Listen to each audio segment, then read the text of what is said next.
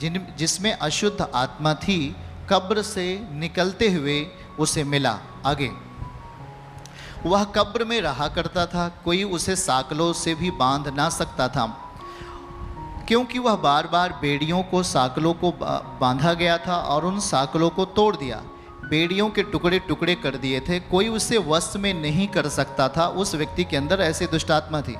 वह लगातार रात दिन कब्रों में, पहाड़ों में चिल्लाता और अपने आप को पत्थरों से घायल करता। आगे, वह यीशु को दूर से देखकर दौड़ा और प्रभु को प्रणाम किया। आगे, और ऊंचे शब्द से चिल्लाकर कहा, हे यीशु, परम प्रधान परमेश्वर के पुत्र, मुझे तुझसे क्या काम? मैं तुझे परमेश्वर की शपथ देता हूँ कि मुझे पीड़ा, मुझे दर्द ना दे। ऐसा शैतान कहता है, क्योंकि उसने उससे कहा, हे अशुद्ध आत्मा। प्रभु ने कहा, हे अशुद्ध आत्मा, उस मनुष्य में से निकला। आगे, और उसने पूछा, तेरा नाम क्या है? उसने कहा, मेरा नाम सेना है, क्योंकि वो बहुत ज़्यादा थी उस व्यक्ति के अंदर।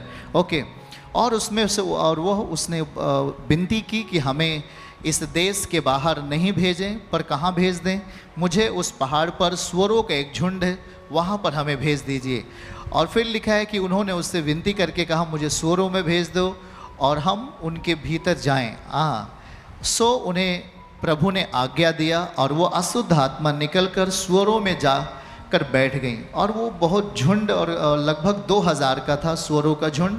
और वो कड़ाके पर से, मतलब उस झील में तेजी के साथ सब, जैसे ही उस पहाड़ पर दुष्ट आत्माएँ जाती हैं सूअरों के भीतर, वो सब दुष्ट आत्माएँ सूअरों को झील के अंदर डुबो देती हैं और सब मर जाती हैं। और लिखा है कि चरवाहे देखकर नगर में भागे और समाचार दिया।